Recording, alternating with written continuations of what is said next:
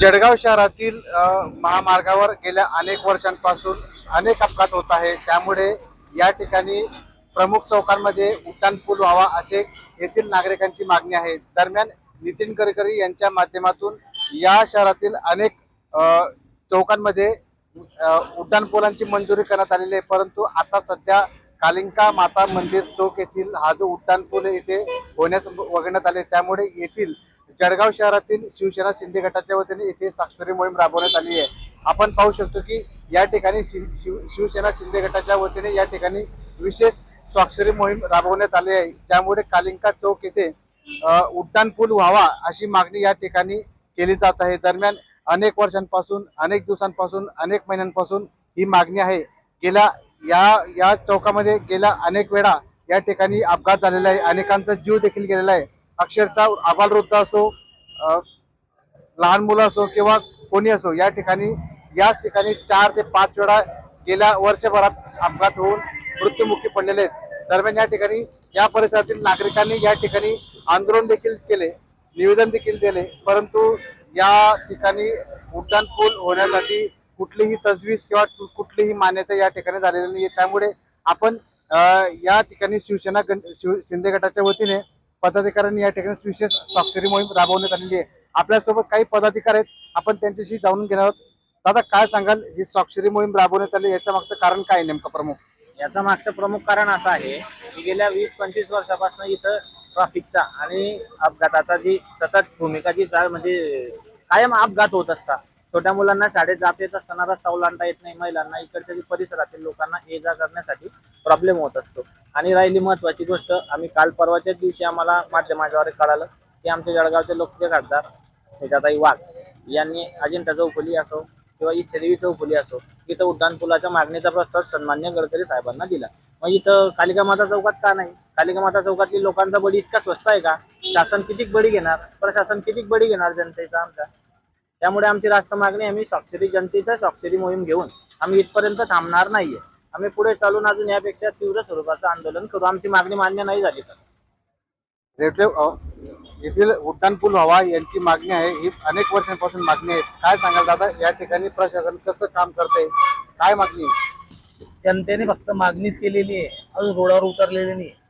पण शिवसेना महानगर प्रमुख नात्याने आम्ही रोडावर ज्या पद्धतीने उतरू त्या दिवशी पूल झालेला असेल, आज प्रेमाने पुढे दांड्याने यांनी थेट इशारा दिलेला आहे। दादा, तुम्ही काय सांगाल, या ठिकाणी आपल्या पक्षाच्या वतीने थेट स्वाक्षरी मोहीम राबवण्यात आलेली आहे, प्रशासनाकडे लक्ष वेधण्याचा तुम्ही प्रयत्न करतायत, काय सांगाल? हो, प्रशासनाला आमची यापूर्वी जनतेने मागणी केलेली आहे आणि वारंवार आमची विनंती राहणार आहे की योग्य पद्धतीने जर या विषयाचं नियोजन झालं असतं तर आज हा प्रश्न संपलेला असता। पण मला वाटतं की प्रशासनात काही लोकांची इच्छा नाही आहे की अशा पद्धतीने ते काम व्हावं। तरी माझी पुन्हा एकदा आम्ही म्हणजे आंदोलन करण्याची वेळ येऊ नये, योग्य पद्धतीने जर त्याचं आजही नियोजन झालं तर मला वाटतं अजिंठा चौफुलीपर्यंत जर मंजूर झालेला असेल तर तो कदाचित खेडी किंवा तरसोद फाट्यापर्यंत त्याला आपल्याला कसं घेऊन जाता येईल याचं जर नियोजन झालं तर मला वाटतं याच्या पुढे जनता या विषयाचं अपघाताचे बळी ठरणार नाही, याची प्रशासनाने नोंद घ्यावी। आम्ही जर रस्त्यावर उतरलो तर मला वाटतं की शिवसेना जर रस्त्यावर उतरली तर त्या आंदोलनाचं स्वरूप कसं असतं हे जनतेने अनुभवलेलं आहे, प्रशासनाला बी त्याचा अनुभव आहे। ही वेळ प्रशासनाने येऊ देऊ नये याची दखल घ्यावी। नक्कीच हा जो उड्डाणपूल आहे हा थेट खेडीपर्यंत किंवा तरसोद पर्यंत उतरावा अशी या ठिकाणी मागणी आहे। दादा, तुम्ही काय सांगाल या संदर्भात? गेल्या कित्येक वर्षापासून सामान्य लोकांची इथे जीव जात आहे उड्डाणपूल असल्यामुळे। तर आमची युवा सेनातर्फे आणि शिवसेनेतर्फे अशी मागणी आहे की लवकरात लवकर नगर ते तरसोद फाट्यापर्यंत उड्डाणपूल व्हावा। नाही झाला तर आम्ही त्याला शिवसेना स्टाईल आंदोलनामध्ये आम्ही त्याला उत्तर देऊ। या ठिकाणी आपल्यासोबत या परिसरातील काही महिला देखील आहेत, त्यांनी देखील या ठिकाणी उड्डाणपूल व्हावा अशी देखील या ठिकाणी मागणी केलेली आहे। आपण त्यांच्याशी काही संवाद साधणार। काही काय सांगाल, तुम्ही या परिसरातील रहिवासी आहात, या ठिकाणी उड्डाणपूल व्हावा अशी मागणी आहे, काय सांगाल? अपेक्षा आता आहे आणि व्हायलाच पाहिजे. आम्हाला उड्डाणपूल ही मागणी गेल्या 2-3 वर्षापासून आहे, कारण वारंवार सतत 2 महिने नाही गेले की इथं ऍक्सिडेंट होत आहे. प्रत्येकाची बळी जात आहे, लहान मुलांचे बळी जात आहे, काही पुरुषांचे बळी जात आहे, महिलेचे बळी जात आहे. मग हे शासनाला विचारायचंय की दुसऱ्यांच्या घरामध्ये कोणाचं हात म्हणजे मुलांचं नुकसान होत आहे, वडील वगैरे जे काय जात आहे, मग तुम्हाला हे बरं वाटतंय का असं बघताना की ते त्यांच्या घरावरती दुखाचा डोंगर कोसळला जातोय आणि तुम्ही फक्त बघताय पण काही ऑब्जेक्शन घेत नाहीये. तर आमची एकच मागणी आहे की लवकरात लवकर इथे उड्डाणपूल व्हावा आणि आमची सोय करून द्यावी. बस हीच मागणी राहणार आहे आमची आता.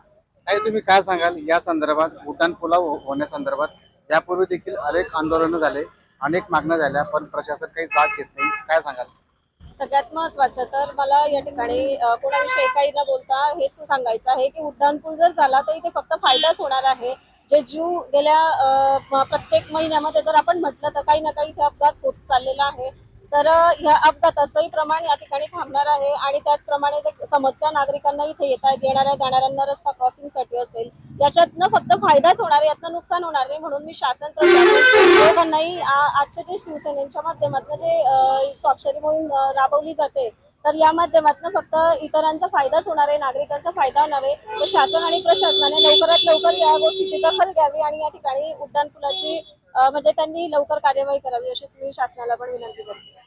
नक्कीच या ठिकाणी रास्ता असलेल्या शिवसेना पदाधिकारी आणि या परिसरात राहत असलेल्या महिला पदाधिकारी यांनी देखील या ठिकाणी एकच मागणी केलेली की कितीही तुम्ही काही विकास करा, परंतु जळगाव शहरातील अजिंठा चौक हा सेन्सिटिव्ह आहे. या ठिकाणी अनेकांची वर्दळ असते, याच परिसरात शाळा आहेत, MIDC आहेत. त्यामुळे हा जो रस्ता हा वर्दळीचा असल्या कारणामुळे या ठिकाणी उड्डाणपूल झालाच पाहिजे अशी मागणी या ठिकाणी रहिवासी आणि तसेच शिवसेना पदाधिकारी यांनी केलेली आहेत. त्यामुळे प्रशासन आता लवकरच याकडे काय निर्णय घेतात याकडे लक्ष लागून आहे. जितेंद्र कोतवाल, LS मराठी, जळगाव.